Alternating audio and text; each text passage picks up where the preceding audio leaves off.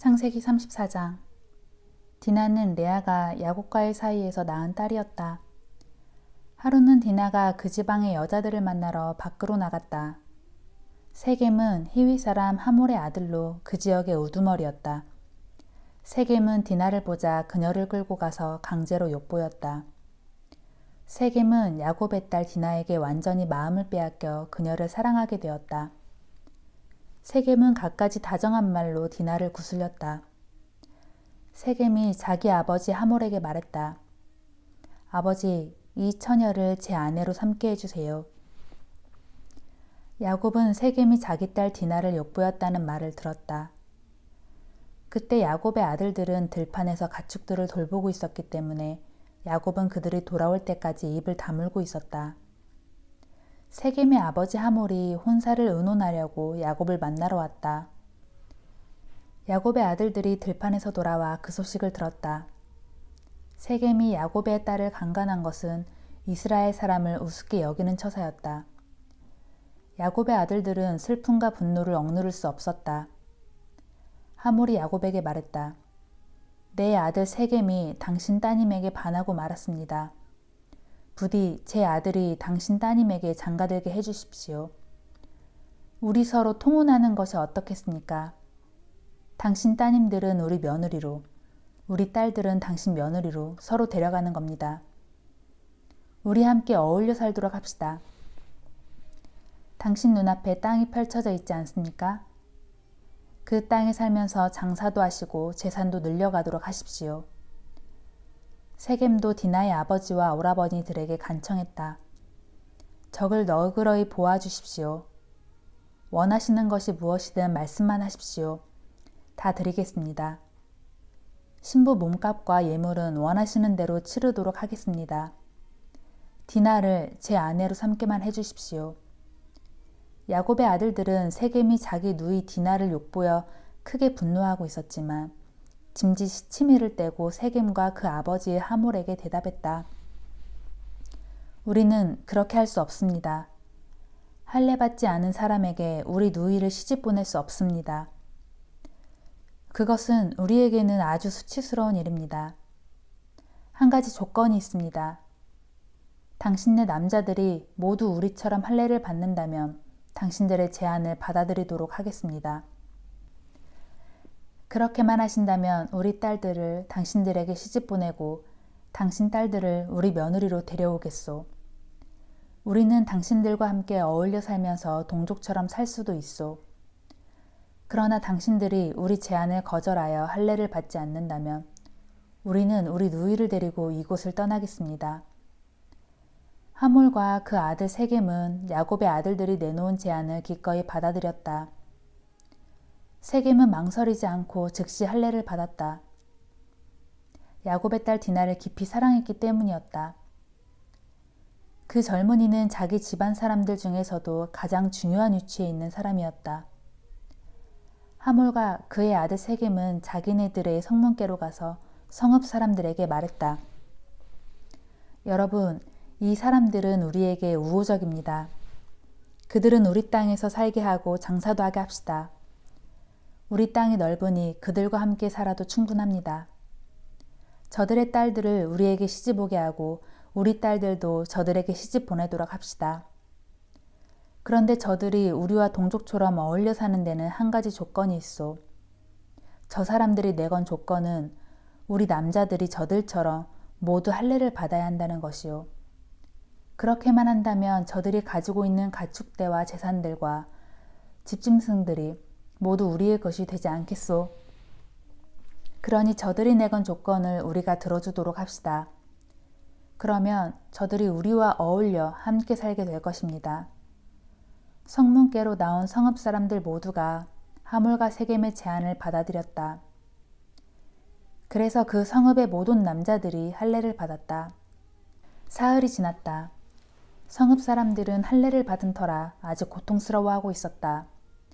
야곱의 두 아들 곧 디나의 오빠 시므온과 레이가 주동이 되어 칼을 들고 성읍으로 쳐들어가 그곳 남자들을 모조리 죽여버렸다. 하몰과 그의 아들 세겜도 칼로 쳐 죽였다. 그러고는 디나를 세겜의 집에서 데리고 나왔다. 야곱의 다른 아들들은 시체들로 널브러진 그 성읍으로 가서 자신들의 누이가 치욕을 당한 그 성읍을 약탈하였다. 그들은 양떼와 소떼와 나귀떼, 성읍 안에 있는 것들은 물론 들판에 있는 것까지 모조리 약탈했다. 그들은 성읍 사람들의 재산뿐만 아니라 그 성읍의 어린아이들과 부녀자들까지 모두 붙잡아왔다. 또 집안에 있는 것들도 모두 약탈해왔다. 그러자 야곱이 시므온과 레위를 나무라며 말했다. 너희들은 큰 걱정거리를 만들었다. 이제는 가나안 사람과 브리스 사람뿐만 아니라 이 땅에 사는 모든 사람들이 나를 증오하여 상종할 수 없는 사람으로 여길 것이다. 우리는 수가 적은데 그들이 합세하여 나를 죽이겠다고 달려들면 나는 꼼짝없이 당할 수밖에 없지 않겠느냐. 우리는 온 가족이 몰살당할 수밖에 없지 않겠느냐 말이다. 시므온과 레위가 아버지에게 대들었다. 그러면 아버지는 저놈들이 우리 누이 동생을 창녀 취급해도 좋다는 말씀이십니까? 하나님께서 야곱에게 말씀하셨다. 너는 베델로 올라가라. 거기 정착해 살면서 내가 내 형 에서를 피해 도망쳤을 때 내게 나타났던 하나님께 제단을 쌓도록 하라. 야곱은 자기 가족들과 자신이 거느리는 사람들에게 말했다. 너희가 지니고 있는 이방 신상들을 모두 없애라. 너희 몸을 깨끗이 씻고 옷을 갈아입어라. 이제 이곳을 떠나 베델로 올라가자. 그곳에서 하나님께 제단을 쌓아야겠다. 하나님께서는 어려움을 당할 때마다 나를 도와주시고 내가 가는 곳마다 늘 나와 함께 해주셨다. 야곱 집안의 사람들은 자신들이 지니고 있었던 모든 이방 신상들을 야곱에게 가져왔다. 그들은 귀에 걸고 다니는 귀걸이도 모두 가져왔다. 야곱은 그것들을 세겜 부근의 상수리나무 아래에 파묻었다. 야곱 일행은 길을 떠났다. 인근의 성읍 사람들은 하나님을 두려워했기 때문에 야곱의 아들들을 감히 쫓아오지 못했다. 야곱 일행은 가나안 땅에 있는 루스, 곧 베델에 도착했다. 야곱은 거기서 제단을 쌓아 올리고는 그곳을 엘베델이라 불렀다. 그 까닭은 야곱이 형 에서를 피해서 도망칠 때 그곳에서 하나님께서 그에게 나타나셨기 때문이다. 그 무렵 리브가의 유모 드보라가 죽어 베델 남쪽의 상수리나무 밑에 묻히니 사람들이 그 나무를 알론바굿이라 불렀다. 야곱이 밧단 아람에서 돌아온 후 하나님께서 야곱에게 다시 나타나셔서 그에게 복 주셨다. 하나님께서 야곱에게 말씀하셨다. 내 이름은 야곱이지만 이제부터는 야곱이라 부르지 않고 이스라엘이라 부를 것이다. 하나님께서는 그때부터 야곱을 이스라엘이라 부르셨다. 하나님께서 또 말씀하셨다. 나는 전능한 하나님이다. 너는 자식을 많이 낳아 번성하여라. 한 나라와 일련의 여러 나라들이 너에게서 비롯될 것이다. 내 후손들 가운데서 왕들이 나올 것이다. 내가 아브라함과 이삭에게 준 땅을 내게 주리라. 내 뒤에 태어날 내 후손들에게도 그 땅을 물려줄 것이다. 하나님께서는 그 말씀을 하시고 야곱을 떠나가셨다. 야곱은 하나님께서 자기에게 말씀하시던 곳에 돌로 기념비를 세우고 그 위에 포도주를 부은 다음 또 기름을 부었다. 야곱은 자신이 하나님과 이 얘기를 나눈 그곳을 베델이라고 불렀다. 야곱 일행은 베델을 떠나 여행을 계속했다. 에브랏이 얼마 남지 않은 곳에서였다. 라헬이 해산할 때가 다 되어 몹시 고통스러워했다. 라헬은 아기를 낳느라 너무나 괴로워했다. 마침내 산파가 라헬에게 말했다. 라헬, 두려워하지 마세요. 또 아들을 낳으셨어요. 하지만 라헬의 혼은 육체를 떠나가고 있었다. 라헬은 숨을 거두면서 그 아들의 이름을 베노니라 불렀다. 하지만 아이의 아버지 야곱은 그 아들의 이름을 베냐민이라고 불렀다. 라헬은 죽어서 에브랏, 곧 베들레헴으로 가는 길가에 묻혔다. 야곱은 라헬의 무덤 앞에 돌기둥을 세웠다.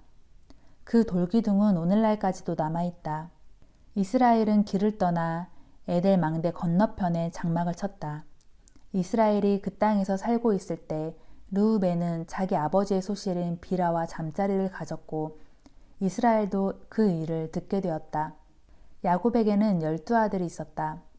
레아가 낳은 아들로는 야곱의 맏아들 르우벤, 그 아래로 시므온, 레위, 유다, 이사갈, 스불론이 있었다.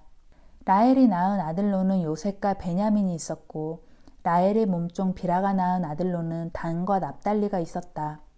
레아의 몸종 실바가 낳은 아들로는 갓과 아셀이 있었다. 이들이 야곱의 아들들인데 모두 밧단아람에서 태어났다. 야곱은 길라 아르바 근처에 있는 마므레로 자기 아버지 이삭을 찾아갔다. 헤브론에 있는 그곳은 아브라함과 이삭이 살았던 곳이었다. 이삭은 그때 180세였다. 이삭이 늙고 기력이 없어 목숨이 다하자 죽어서 조상들 곁으로 돌아갔다. 이삭의 두 아들 에서와 야곱이 아버지를 장사 지냈다.